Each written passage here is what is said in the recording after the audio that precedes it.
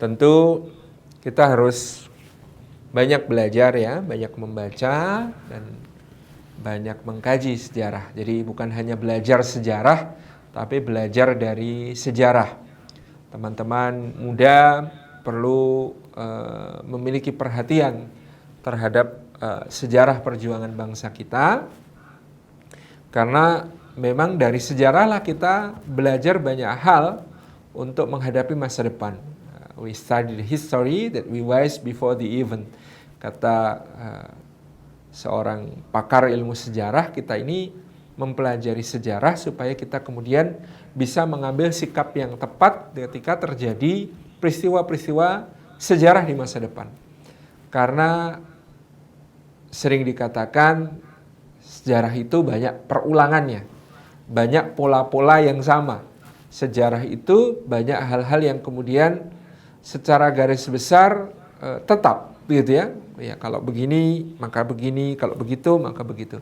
Istilah pentingnya belajar sejarah. Nah, kalau kita mau fokus pada pribadi seorang Pangeran Diponegoro, kita bisa baca biografinya, kita bisa mempelajari kisah-kisah beliau dalam tadi seperti yang sudah saya sarikan ya, bagaimana beliau membangun pribadi yang kokoh sebagai seorang pemimpin dengan cara memiliki cita-cita yang tinggi, dengan cara memiliki lingkungan yang kondusif, meng-create lingkungan yang kondusif ya, dengan cara berpetualang membangun jejaring dengan banyak pihak, meluaskan perkenalan dengan berbagai banyak orang dari berbagai kalangan gitu ya.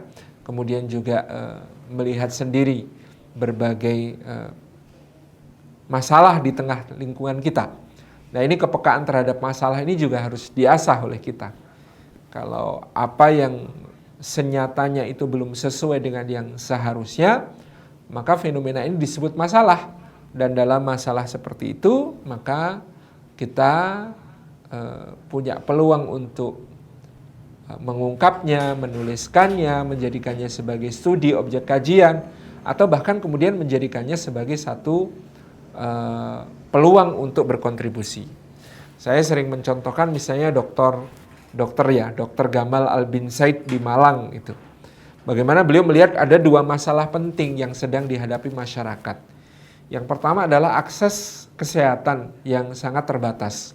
Jadi banyak warga miskin itu tidak dapat menjangkau layanan kesehatan yang berkualitas ya. Ke dokter mahal, obat mahal, kemudian perawatan mahal, itu yang kemudian mereka lihat. Yang kedua, persoalan yang juga sangat berbahaya adalah sampah. Sampah yang menumpuk ya, yang tidak terurai, yang bisa menjadi ancaman terhadap lingkungan, bahkan juga bisa menimbulkan berbagai musibah jangka pendek seperti banjir, ya, jangka panjangnya tentu kerusakan bumi yang lebih luas. Nah, maka kemudian beliau menginisiasi apa yang disebut sebagai asuransi kesehatan dengan sampah.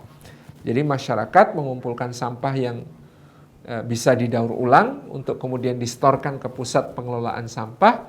Dari situ mereka tidak mengambil uang dari sampah yang distor itu, tetapi mereka di situ mencatatkan satu tabungan asuransi kesehatan yang bisa mereka akses kesehatan itu ketika mereka memerlukan, ketika mereka sakit, ketika mereka butuh perawatan, mereka bisa langsung datang ke klinik sampah, ya, dalam tanda kutip klinik sampah, tanpa membayar lagi karena mereka sudah menyetorkan sampah sebagai asuransi pembayaran. Ada dua masalah sekaligus yang teratasi di sini, masalah akses kesehatan sekaligus masalah sampah. Itu cara berpikir ya millennials gitu ya terhadap berbagai tantangan-tantangan yang ada di sekitarnya.